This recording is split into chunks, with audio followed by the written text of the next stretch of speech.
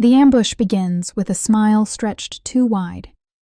Westlake Hills glows behind the picture windows. Inside, the Collins dining room hums with staged calm. Margaret ushers Avery in with a palm at her back. Richard's handshake is a fraction too firm. Blair's gaze ricochets between them, lit with the mischief of a plan that thinks it's invisible. The table is dressed for celebration. Best china, crystal catching the chandelier, a centerpiece of fresh flowers, Parker House rolls releasing warm, buttered air. Beside Richard's plate, a manila folder peeks from beneath a linen napkin like a bookmark no one means to hide. "How's the clinic?" Margaret sings. "Still those hours?"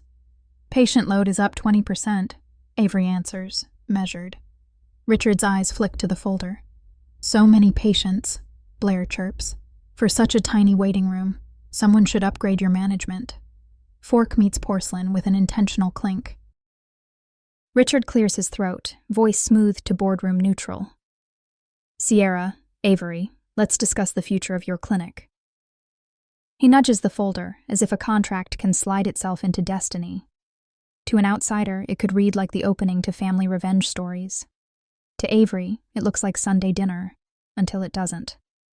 Ramen wrappers, loan statements, and cafeteria name badges flash through memory as images, not excuses. She doesn't bite. She watches. Margaret resets a crystal glass a centimeter to the left, smile lacquered. "Family businesses need family management, dear." Richard's thumb taps the folder, steady as a metronome. Blair leans in, conspiratorial. "You focus on patients. I'll take the boring stuff. I'm a people person."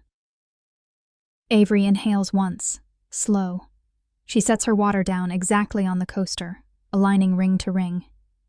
"May I see what you've prepared?" The question is gentle. The line is drawn. Richard slides the folder across the table with a satisfied half-smile that mistakes polish for power. "Drafted by my attorney," he says. "Just needs your signature." "I can start tomorrow," Blair adds, delighted, already redecorating in her head. The chandelier hums. The flowers do their best to be innocent. This isn't dinner. It's a setup.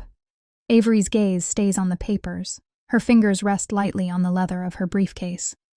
The crystal winks. The china waits. The next move will not come from their smiles.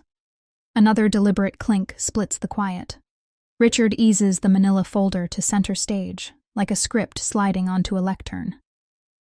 "Let's keep this simple," he says, smile practiced, tone boardroom neutral. "We're talking about the future." Blair takes the cue. She straightens, elbows off linen, eyes bright. "I've drafted a plan," she says, tapping the folder. "Practice manager, full scope, scheduling, billing, social media, corporate outreach." "You treat. I translate. I'm a people person." Margaret's approval coats every word. "Family businesses thrive when family leads," she adds, repositioning a crystal glass by a perfect inch. "It's time we formalize it." Avery keeps her breath even. "We already have a clinic manager. Elise runs operations." Blair laughs lightly, palms open. "And she's been great, for a starter phase, but you've outgrown starter. With me steering, growth will accelerate." She skims to the number like it's harmless. "In exchange, a 25% profit share. Modest, considering what I'll bring." The chandelier hums. The rolls steam. Avery aligns knife with plate edge, a private metronome. "Walk me through deliverables," she says. "KPI ownership, approval rights, hiring and termination authority, budget caps." Richard leans in, tapping the folder in slow fours. "Council has drafted everything. Sign tonight, Blair can start tomorrow." "We'll be hands-on. Keep standards high." "Standards," Avery echoes, memory flickering. Summer phones unanswered, codes mismatched, double-booked rooms. She lets the images pass and does not feed them, yet. Margaret slides closer to nostalgia. "Remember Dr. Wilson at your opening? He adored Blair's energy. You were so focused on the medical side you hardly noticed." Blair smiles, as if complimented by destiny. "Exactly. You're the healer. I'm the bridge. The waiting room is embarrassingly small for your reputation. Another stillness falls, clean, sharp. This is where some family revenge stories pick up speed with shouting. Not here. Avery chooses paperwork over fireworks. "Let me review the draft," she says, hand resting on her leather briefcase. "Also the appendices." Blair's voice turns sugar crisp. "It's just 25%. Hook lands like a pin on marble. 25 of what I built," Avery answers, calm as a clipboard. "If targets are missed, what happens?" Richard hesitates a beat, then recovers. "We'll evaluate. No need to complicate." "Complications clarify risk," Avery says. "What triggers clawbacks? Who can revoke authority? Who signs off on spend?" Silence tightens, then smiles return like masks. Avery slides the folder closer. "Before we negotiate, there's something you should see." She reaches down, sets the briefcase upright, and flips the brass clasps. A soft, decisive click inside. The brass clasps open on a single, soft click. Every eye shifts. Avery lifts the leather portfolio onto the linen, centered between crystal and centerpiece. No flourish, just paper. "Before we negotiate," she says, "see the agreement governing my clinic." She slides the top document forward. Letterhead, Texas Health Partners. Title, Management Services Agreement. Effective date, 3 weeks ago. Avery lets the date sit there, a timestamp. The proposal pitched minutes ago recedes, its 25% cooling like tea left untouched. Richard blinks. Margaret's smile freezes at the edges. Blair tilts her head, feigning a yawn. Avery keeps her tone even. Scope, THP runs non-clinical ops, billing, scheduling, HR, compliance, payer relations. I retain clinical decisions and standards. She taps a fluorescent stripe across a paragraph. Section 4.3, Anti-nepotism and conflict of interest. No family members may be employed in management roles without unanimous approval of the board. She turns a page. Board, 3 seats, Avery and 2 THP partners. Voting, majority, unanimous when a conflict is declared. Richard exhales through his nose. You don't make decisions like this without consulting family. Avery doesn't argue. She re-highlights the line, ink glowing like runway lights, then reads it once.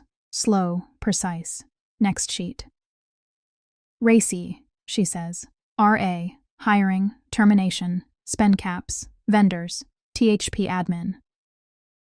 Consulted, clinic leadership, informed, physicians, referrals.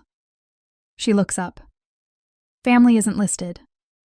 Margaret reaches for sentiment. We're why you could focus on patients. We steadied you. Avery taps the notary seal. Witnessed signatures, countersignature, retainer invoice, onboarding calendar, claims audit, HRIS migration, revenue cycle cleanup. She adds a thinner packet. Email thread, DocuSign certificate, board resolution 2025-07, filed Friday morning. Silence takes a chair of its own, and aside, a stage whisper. In some family revenge stories, the loudest move is quiet. One clause, right place, right time. Richard recalibrates. Fine, he says, smoothing his tie. Then let's adjust Blair's proposal. Say, 20%, limited term. Avery flips a tab. No side agreements, she reads. Operational authority lies exclusively in the MSA. External understandings are void. Her finger rests on another line. Attempts to circumvent will be treated as a material breach. Blair's jaw tightens. You set this up to block me. To protect patients, staff, the business, Avery says. It binds everyone, including me. She lays out a final page. Remedies. If Section 4.3 is breached, THP may suspend services, levy penalties, seek termination. Injunctive relief is available. Liquidated damages follow the schedule in Exhibit F. No heat, only law. The manila folder looks smaller now. The leather portfolio does not. Richard's fingers tap the table, then go still. Margaret folds her napkin into a nervous triangle. Blair swallows and looks at the chandelier, as if light could edit reality. No one, Avery says, closing the portfolio, is starting tomorrow. She reaches into the side sleeve, draws out a thinner stack. Colored tabs mark dates and patient initials. The tone shifts from law to record. Before we close this topic, she says, sliding the stack to the edge of the linen, let's revisit last summer at the front desk. The papers wait, heavy with numbers, and the room, at last, listens. Avery opens the smaller stack where the colored tabs wait. Operations first, she says, and flips to the blue section. Scheduling. 15 errors in 6 weeks. Double-booked treatment rooms. Patients left waiting past 90 minutes. 2 appointments canceled without notice. She reads 3 examples, initials only, dates precise. JH July 11th, booked into room 2, while room 2 already held RK's shoulder rehab. MG July 18th, rescheduled by voicemail to a time the therapist did not work. EP, August 2nd, marked arrived, never checked in. Richard starts to interrupt. Avery raises a finger, not to shush, to hold the place on the page. She turns to the green tabs. Discounts. 23 unauthorized reductions, 8 applied to Blair's friends. Amounts keyed at 6:07 p.m., 6:12 p.m., 6:19 p.m., she notes, coinciding with photos from your rooftop happy hour. The phrase is gentle, the documentation is not. No comp forms, no supervisor signature. The yellow section waits like a warning sign. Billing. 31 code errors. CPT mismatches. ICD choices that don't support medical necessity. 5 charts without a signed plan of care. Blue Shield flagged 3 of these and drafted a pre-audit notice, Avery says, sliding out the email with the subject line that makes staff breathe shallow. Provider documentation review. Pending. Margaret clings to the script. Everyone makes mistakes when they're learning. Avery turns a page. Incident log. Inked acknowledgement in Blair's handwriting, signature below. She does not scold. She does not explain. She lets the letters do their job. On a fresh sheet, she lays out a simple table. Lost hours correcting claims. Phone calls to soothe patients. No shows from missed bookings. A month of leakage totaled and initialed by Elise. Then comes a different ledger. A quiet, heavier one. Family care. Over 3 years, $42,000 in uncompensated treatment. Richard's rotator cuff plan. Margaret's plantar fasciitis program. Blair's pre-vacation sports massage packages. Our charity policy, Avery adds, exists for patients who cannot pay, not for relatives who prefer not to. Blair's cheeks color. The software is confusing. The SOP was issued the Friday before you started, Avery says, and sets the 2-page checklist beside the discounts. You signed the training log. 2 hours. Initialed each step. The room tries on silence again. It fits better this time. Avery slides another email free. Blue Shield's rep followed up the next week. We rebuilt documentation by hand. Marco and Elise stayed until midnight for 10 days. The backlog cleared. Payers released funds. Referrals resumed. In a different show, shouting might drown the math. But in family revenge stories worth retelling, numbers do the talking. Richard clears his throat. We can try a term. 3 months. 20%. Margaret leans in. Don't make the family look bad. Avery squares the stack and lines it parallel to the folder that started this performance. We're done auditing, she says, standing. From here, we discuss boundaries. Calm, precise, final. The room is still holding its breath when Avery sets the stack down and straightens it to a perfect edge. We're done auditing, she repeats. Now we talk boundaries. Richard leans forward. 3 months, 20%. A pilot. Avery shakes her head once. The clinic is governed by the MSA. Administration answers to Texas Health Partners and the board, not to our dinner table. Family has no authority in operations. Margaret's palm trembles on the linen. Don't make us look small. Not my goal, Avery says. And my goal is clean lines. She places 3 cards on the linen. 1. Decisions about management and spend are made under the MSA by vote. 2. Services for relatives are billed at standard rates under the same policies as every patient. 3. No more describing yourselves as partners or owners, online, in texts, at church. Blair flares. You're overreacting. I'm the connector. People like me. Then invest that like into your own job, Avery replies. Not into mine. She slides a laminated sheet across the table, the fee schedule. Next to it, the charity policy. Compassion is a system here. Richard taps the manila folder. There's pride involved. Appearances matter. Avery picks up her briefcase. Appearances are what got us here. She nods toward the portfolio that dwarfed the folder. Policies, not poses. In the math of family revenge stories, the sharpest counter is a receipt. She breathes, then honors the people who kept the lights on. Marco and Elise spent 10 nights cleaning the damage. The rest of the team backed them. If you respect me, respect them first.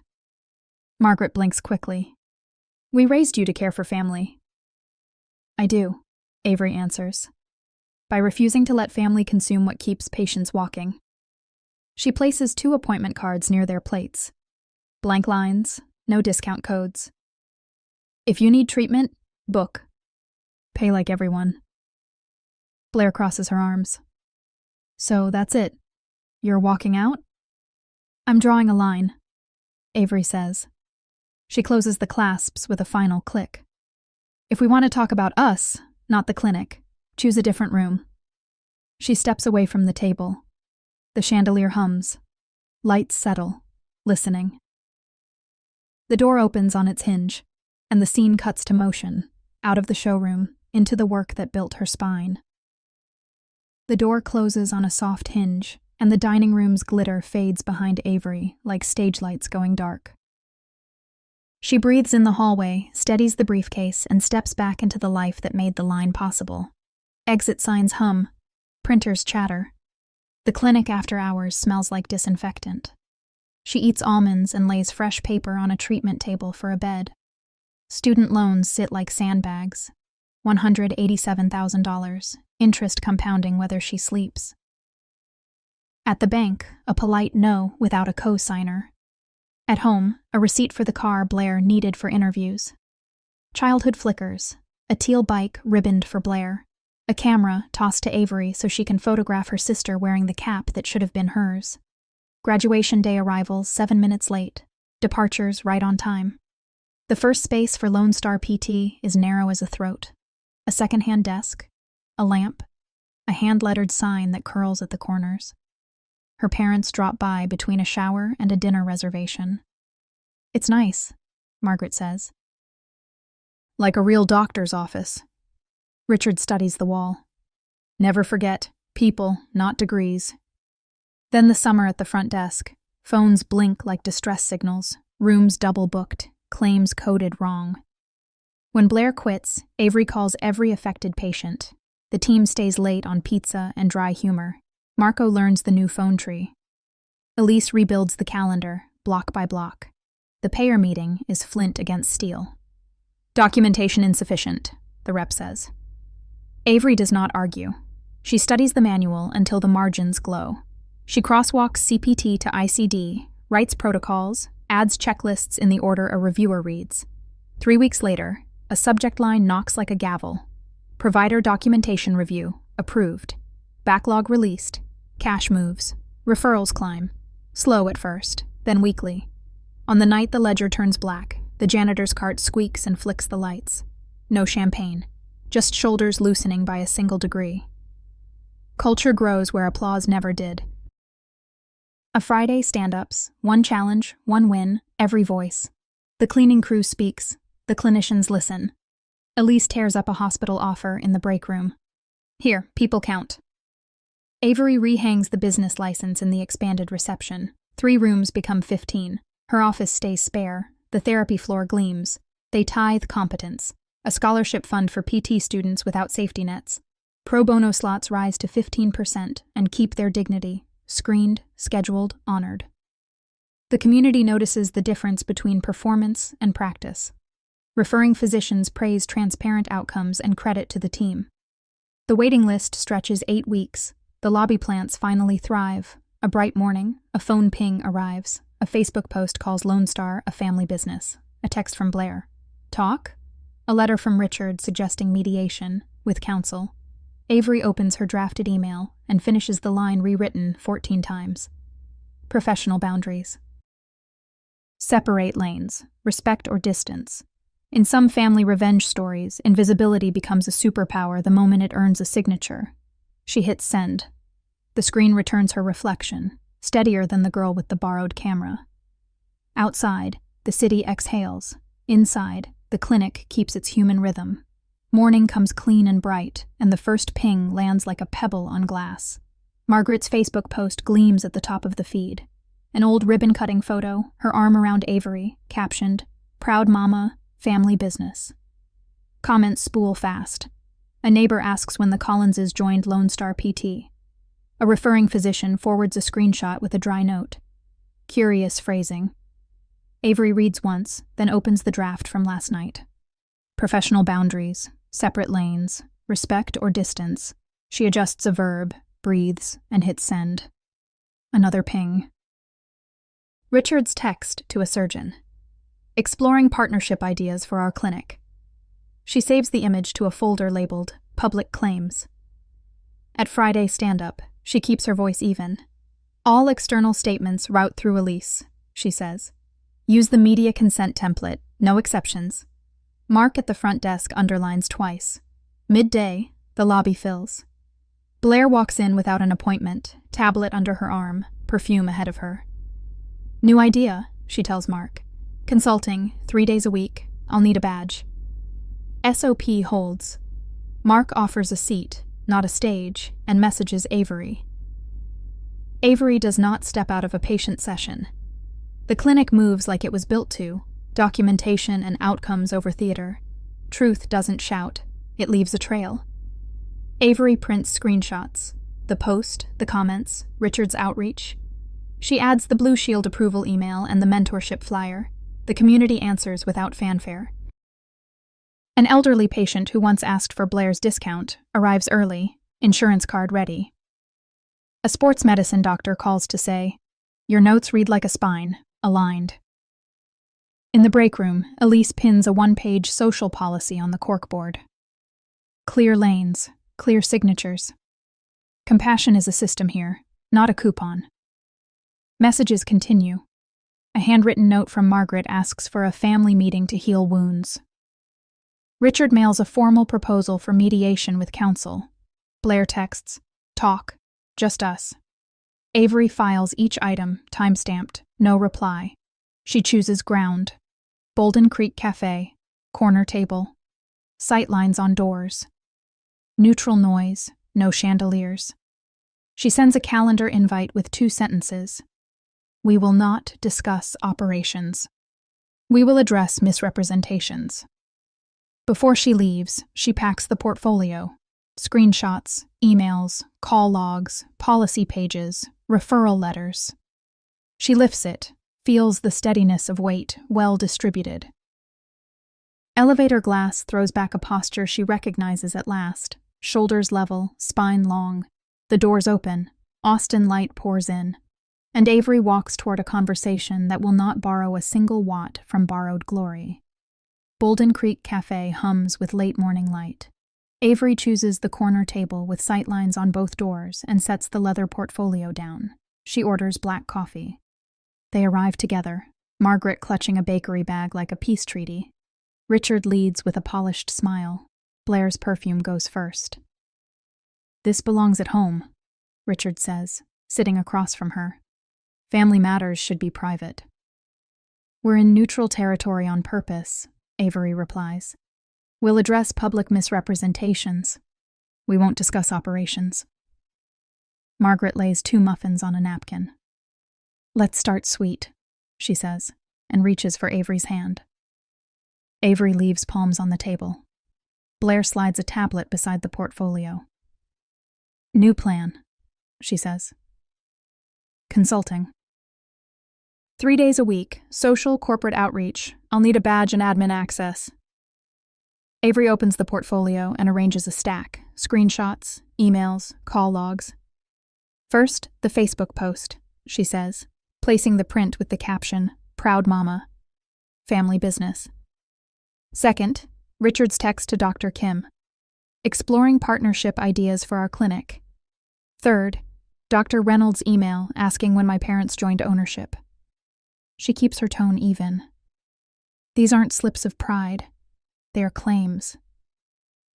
Richard's smile thins. People know we're proud parents. You're overreading. Then let's read precisely. Avery flips to a page. False claims create reputational and compliance risks. Under my management services agreement, operational authority is exclusive, no side agreements. Attempts to represent control trigger breach remedies.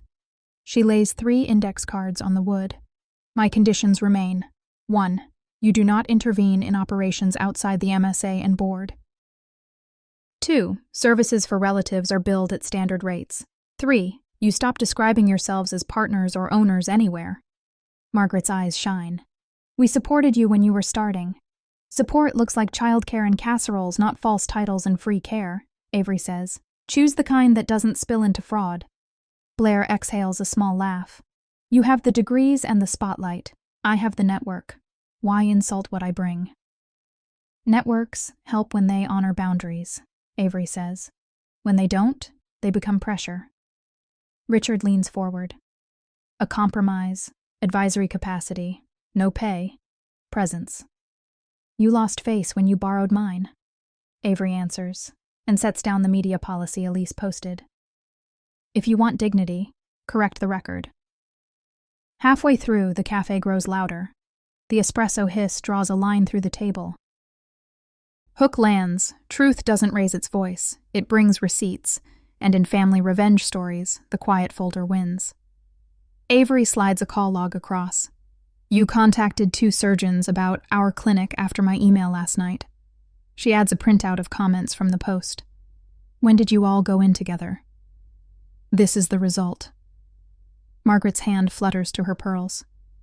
We only meant pride. Richard blinks, then says the sentence that turns the air.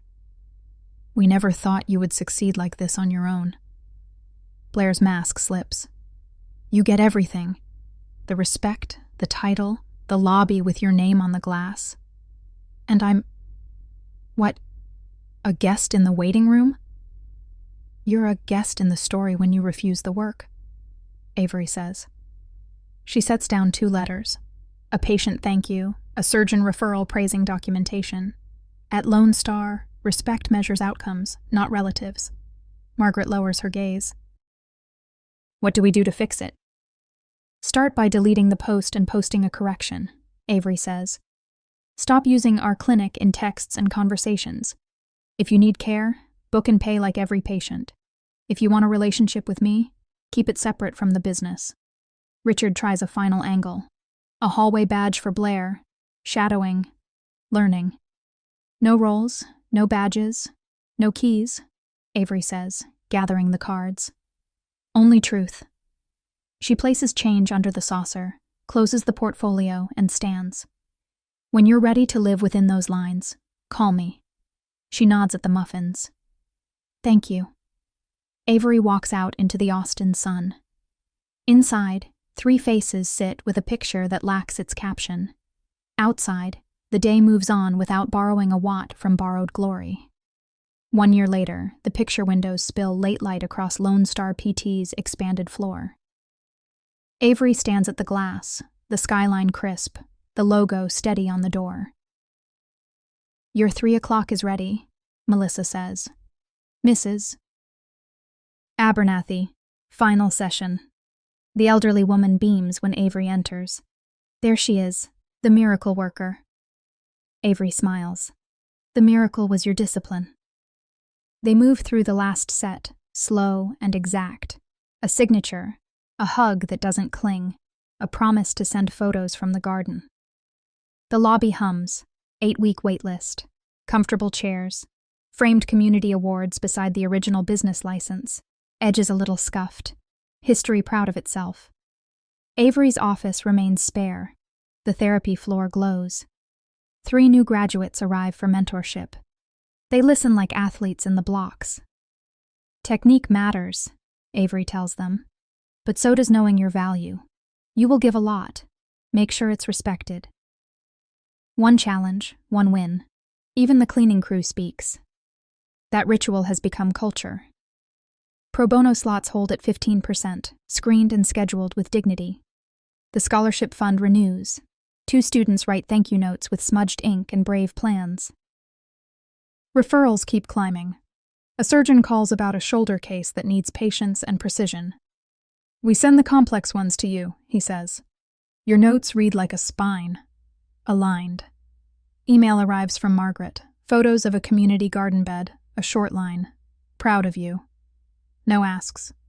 Later, Blair forwards a job announcement from a corporate office. No exclamation marks, just a measured note. Starting next month.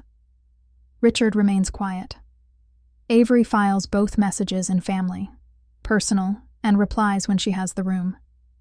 The 3 conditions still stand. She does not loosen a boundary because a tone softens. That night she joins her chosen family at Leah's house. Potluck dishes crowd the table. Someone toasts, to standing firm without shouting.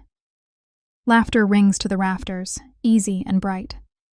In the quiet after, Avery returns to the clinic and lifts the old metal sign from storage. The first Lone Star emblem, hand-lettered and imperfect. She hangs it in the expanded reception, next to the notary-stamped license. Foundations deserve daylight. The phone buzzes. Leah. Ready for your talk? She steps outside. Lady Bird Lake catches the last light. Austin smells like coffee and dust and promise. Some family revenge stories end with fireworks. Hers prefers outcomes. She says her name aloud to the river and hears it come back, equal, clear. She will speak plainly about boundaries, practice, grace, and debt. Tomorrow, she will work. Sunset draws a quiet line across Lady Bird Lake. Inside Lone Star PT, the last lamps glow on the treatment floor, not the skyline. Avery stands at the window, listening to the clinic breathe like a steady chest. Her desk faces the work, by design. Charts balanced, schedules set, a spare chair for whoever needs a minute more. Behind her, the original business license hangs beside a newer plaque for community service. Foundations deserve daylight. An email pings, soft as a cuff test. A thank you from Mrs. Abernathy's grandson. She's weeding again. Another ping.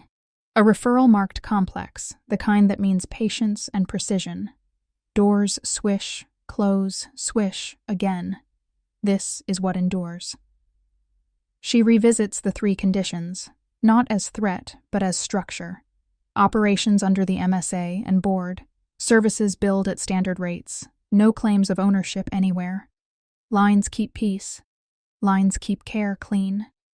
From the family. Personal folder, 2 messages wait. Margaret's garden is blooming.